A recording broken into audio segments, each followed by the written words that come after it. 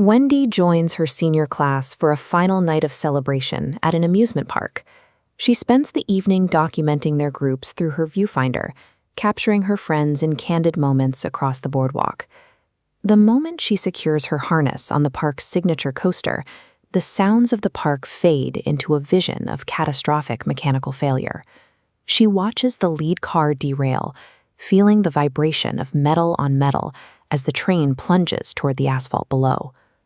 Jolted back to the loading platform, Wendy erupts into a panic, demanding the ride be stopped.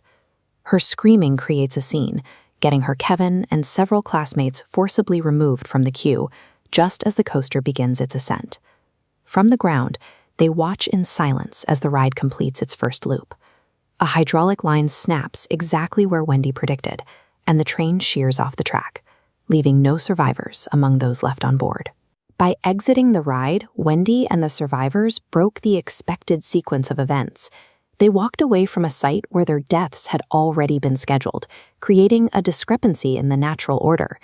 While reviewing her digital files from that night, Wendy notices that the survivors appear in positions that mirror their narrow escapes.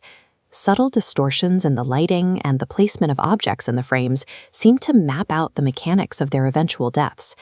The pattern begins to take shape when Ashley and Ashlyn visit a tanning salon. They settle into a pair of high-powered UV beds, enclosed in a private room with no staff nearby. A condensation leak from a nearby pipe drips into a power strip, causing a massive surge in voltage. At the same time, a shelf collapses, wedging a heavy wooden plank across the lids of the tanning beds and locking the girls inside as the temperature rises uncontrollably.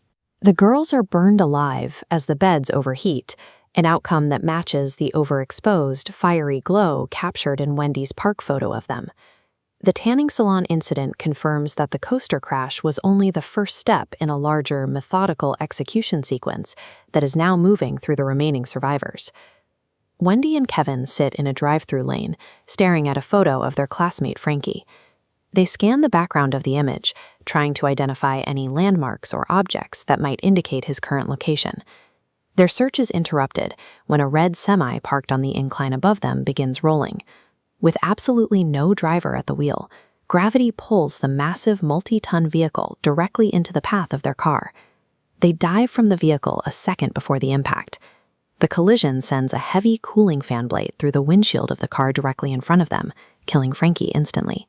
Even when the main survivors manage to avoid the immediate threat, the trajectory of the accident shifts to claim the person whose name was actually next on the list. Wendy rushes to a local heritage festival, searching for her sister Julie.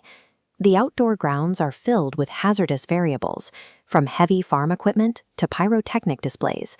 A string of firecrackers startles a horse, which bolts through the crowd.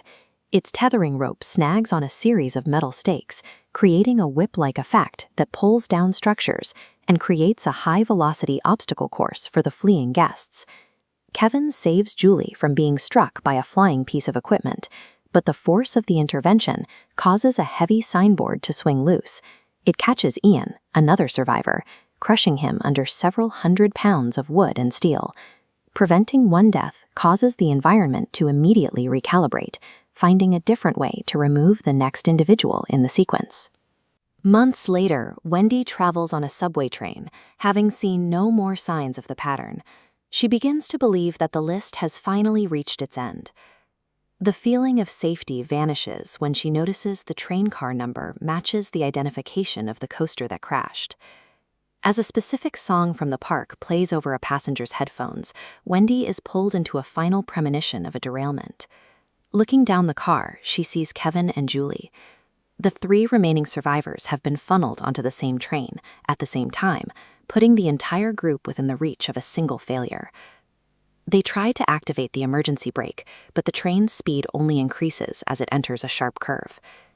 The wheels spark against the track as the car begins to tilt, mirroring the very first vision at the amusement park. The subway crash serves as a final reminder that avoiding a specific moment of death does not provide a permanent escape.